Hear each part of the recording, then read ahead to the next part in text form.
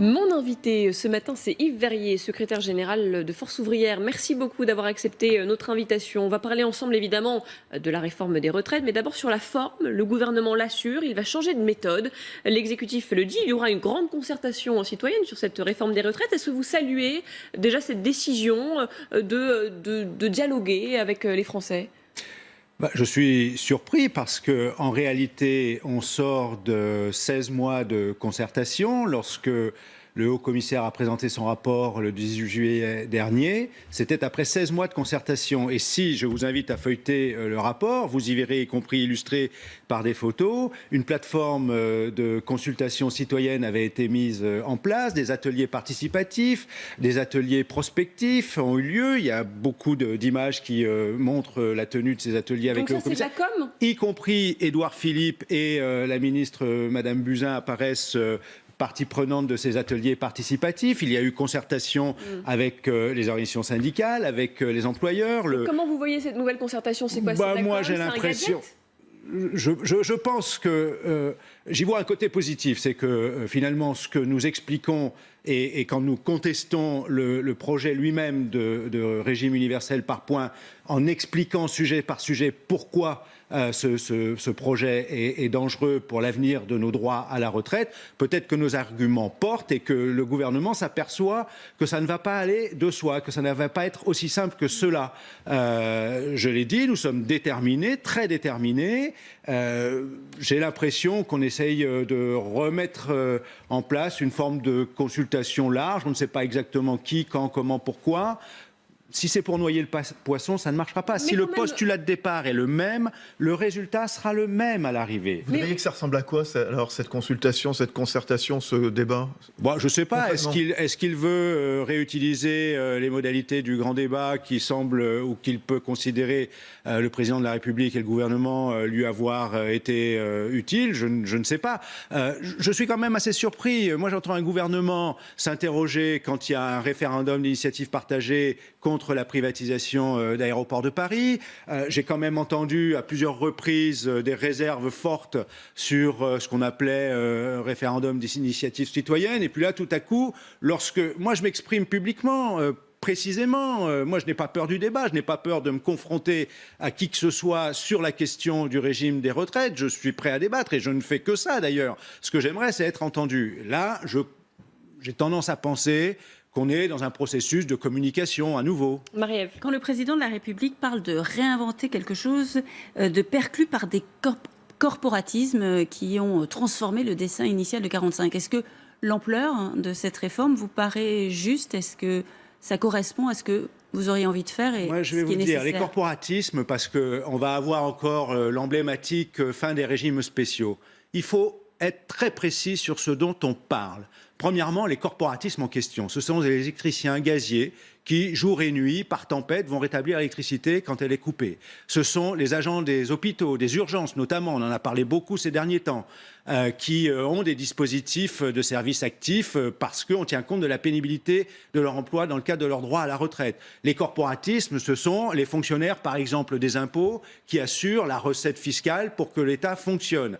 Et il faut bien comprendre une chose, on nous dit qu'on va mettre en débat avec le régime universel la fin des régimes spéciaux. Premièrement, bon gré, mal gré, parce que nous n'étions pas forcément d'accord, mais il est de fait que la durée de cotisation, elle tente à s'aligner, elle va être alignée à terme dans tous les régimes, premièrement. Deuxièmement, en réalité, ce n'est pas les régimes spéciaux qui vont être supprimés, ce sont tous les régimes. Et c'est en particulier le régime de base des salariés qui fait qu'aujourd'hui, on calcule votre retraite sur les 25 meilleures années, alors que demain, il vous faudra tout au long de votre carrière, que vous ayez un emploi suffisamment rémunéré, à temps plein ou non, acheter des points. Et si votre capital de points ne suffit pas, eh bien, vous ne pourrez pas avoir une retraite suffisante, même à 62 ans, et il vous faudra continuer de travailler. Certaines spécificités seront maintenues. Ça concerne par exemple les fonctionnaires, les métiers régaliens qui pourraient rester, être autorisés toujours à partir à 52, 57 ans. Donc certaines spécificités sont maintenues. Les spécificités sont maintenues de ce qu'on en comprend pour un certain nombre de métiers régaliens, comme vous dites, la police, les pompiers, etc. Bon, mais si vous lisez le rapport, vous verrez que, y compris ces dispositifs, seront amenés à évoluer dans le temps, avec, évidemment, à la hausse, en termes de recul de l'âge, même s'il sera plus favorable. Mais je le redis, il y a beaucoup de métiers, beaucoup de salariés. Je parlais des hôpitaux, par exemple, mais je pourrais en citer bien d'autres, pour qui 62 ans, c'est déjà beaucoup trop et qui attendent avec impatience de pouvoir partir à la retraite. Plus la situation qui est celle de tous ceux qui, au moment de liquider leur retraite aujourd'hui, ne sont déjà plus en activité. Près d'un salarié sur deux, lorsqu'il liquide sa retraite, n'est plus en activité. Commençons par donner un travail à tous ces salariés. Mais donc si on vous entend là, finalement, il fallait rien changer au système de retraite actuel ? Si, on peut changer des choses, Mais on peut comme quoi, travailler alors dans le cadre des régimes actuels et améliorer les situations qui sont défaillantes. Il y a par exemple toujours ce problème des carrières hachées parce que les femmes aujourd'hui, par exemple, progressent en termes de durée de carrière, d'emploi, et heureusement, mais on est encore loin d'une véritable égalité de ce C'est point ce de que veut vue. faire Emmanuel Macron, pour le coup. Non, mais Les vont congés maternité, le chômage reconstituer donneront des des carrières. points. Mais les qui carrières sont permettront une meilleure pension reconstituées. par la suite. Les carrières sont reconstituées aujourd'hui. Il y a déjà des dispositifs. Je ne vais pas rentrer dans la mécanique parce que c'est très précis. Les trimestres validés, les trimestres cotisés, l'assurance chômage Sauf que là, qui jusqu'à présent, assure. certaines femmes étaient obligées d'attendre parfois 67 ans. Là, Oui, elles pourront pourquoi? partir plus Parce tôt. que le système est fondé sur une contribution. Et si vous n'avez pas, et c'était la situation malheureusement majoritairement des femmes, un emploi à temps plein tout au long de votre carrière, il est plus difficile d'avoir un droit contributif au même niveau que si vous aviez eu un emploi à temps plein. Bien, ça change parce que de plus en plus, les femmes, enfin, peuvent accéder, lorsqu'elles le souhaitent, à des emplois à temps plein. Il faut encore améliorer l'égalité en termes de rémunération. Et donc, on le voit d'ailleurs, si vous regardez les rapports du corps, vous verrez que la situation des femmes en matière de retraite s'améliore parce que leur situation en termes d'emploi s'améliore. C'est là-dessus qu'il faut travailler, c'est sur la qualité de l'emploi. Pourquoi vous acceptez pas à ce moment-là de discuter, de Mais ces faire éventuellement questions-là, on peut en discuter et on en discute dans le cadre des régimes actuels. On négocie. Donc, je ne vous ne voulez pas une m'évertue. réforme globale, vous voudriez une réforme par Oui, je n'ai petits points. jamais dit qu'il n'y avait rien à améliorer. Et encore une fois, j'ai vu une formule du président de la République sur l'esprit des résistances, c'est pas l'immobilisme. Mais rien n'est immobile.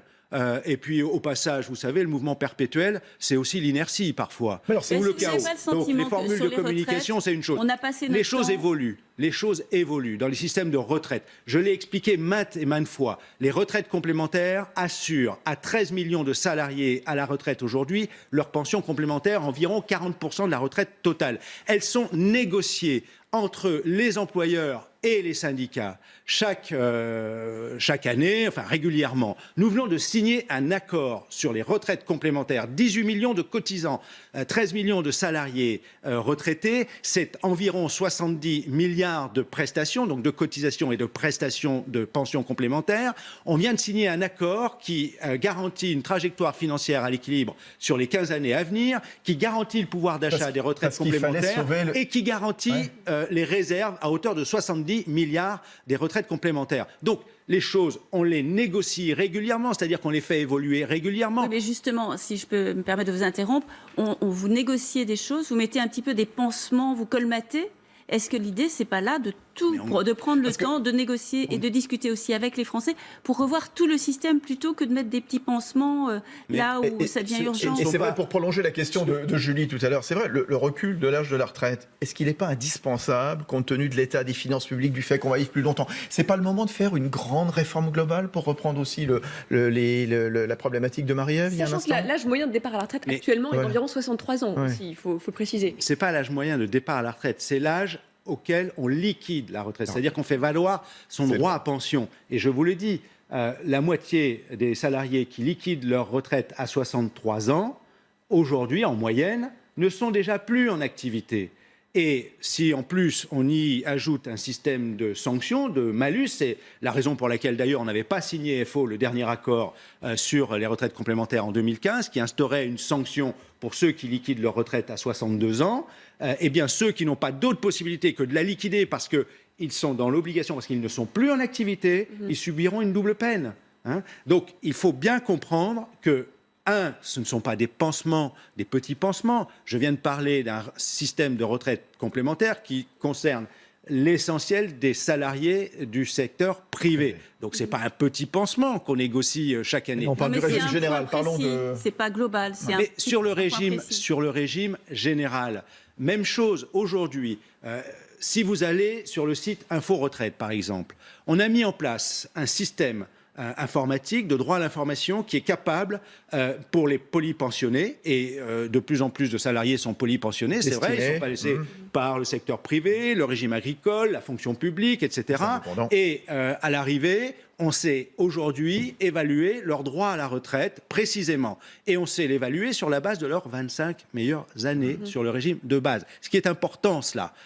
Deuxièmement, on va mettre en place ce qu'on appelle un répertoire général des carrières unique qui va être opérationnel dès 2022, qui englobe 35 ou 37 régimes sur les 42 aujourd'hui existants, et qui va permettre très facilement de reconstituer très précisément et exhaustivement toutes les carrières, et donc de faciliter toutes les démarches, y compris en termes de liquidation de la retraite pour tous les salariés. Donc, que vous soyez sur une pension unique ou polypensionné. Donc, vous voyez, on le fait évoluer, ce système, dans son ensemble, et y compris en intégrant l'ensemble des régimes de retraite existants aujourd'hui.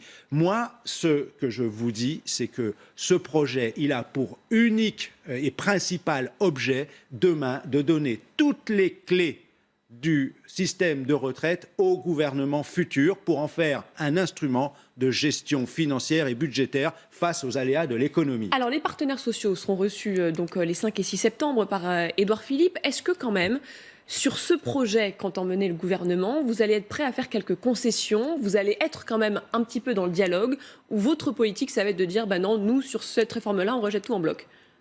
Nous rejetons le projet de régime universel par points. Sauf que le gouvernement entend le mener, donc qu'est-ce qui va se passer? Oui, non, mais vous comprenez, on nous dit, on discute, qui veut prendre son temps. Concerte, mais on commence par décider sans nous demander notre avis, et ensuite on vient nous demander de mettre en œuvre la décision qui a été prise.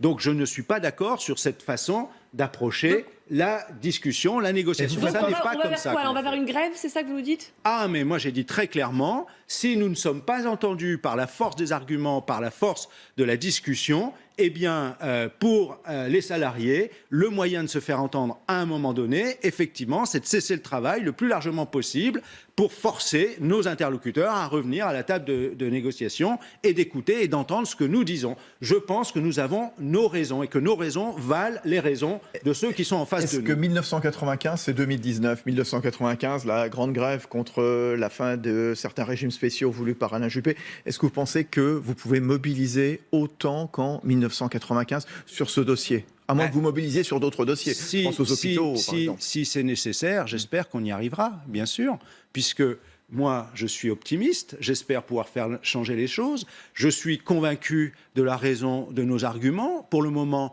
on ne m'a pas démontré que nous nous trompions sur nos arguments. Et si j'ai cette conviction, eh bien ma conviction, elle est qu'il faut qu'on réussisse à se faire entendre.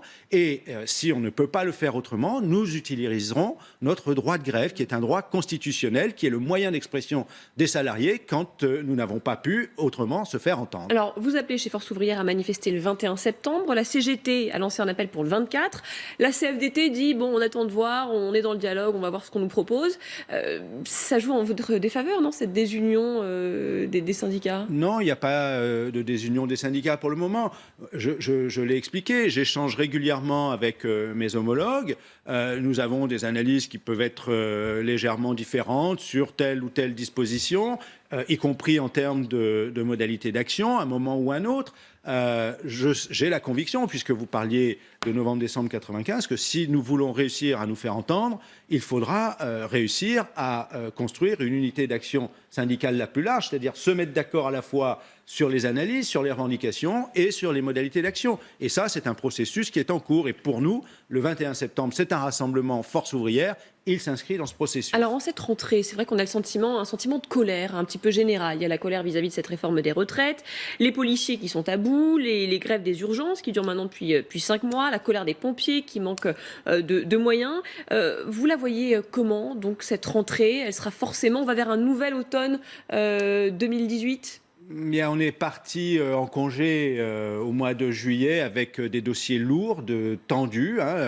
Une réforme de la fonction publique, transformation de la fonction publique qui a été adoptée, bien qu'elle soit rejetée par toutes les fédérations syndicales de fonctionnaires. Là, pour le coup, il y avait unité d'analyse là-dessus, mais le gouvernement n'en a pas tenu compte. Il a mis en place cette réforme. Elle va avoir des conséquences en termes de statut sur l'emploi des fonctionnaires demain, dans le cadre de restructurations qui vont se mettre en œuvre. Il y a par exemple un dossier très sensible et le 16 septembre, les salariés, les agents des impôts sont appelés à la grève parce que c'est la dite géographie revisitée qui fait qu'on délocalise, relocalise les centres des impôts, les trésors. Ce seront quelques-uns des rares fonctionnaires dont les postes vont être supprimés, puisque Emmanuel Macron avait renoncé à supprimer 120 000 postes de fonctionnaires sur le quinquennat, mais le ministère du Travail et les impôts, les fonctionnaires des impôts qui sont méga sollicités à cause du prélèvement à la source. Oui, et on a beaucoup parlé des services publics de proximité. Beaucoup de communes, d'ailleurs, s'insurgent contre la fermeture de tel ou tel centre du Trésor, des impôts, agents comptables, etc. Il y a la situation dans les hôpitaux qui n'est pas réglée. On est resté sur cette situation tendue. Dans les urgences, la situation reste également très tendue. J'espère qu'on va être entendu de ce point de vue parce que la question des agents des EHPAD également. Dans les EHPAD, il y a un mouvement de longue haleine qui s'est exprimé. Une pétition a été remise au président de la République ce printemps. Et on est toujours dans une situation de tension.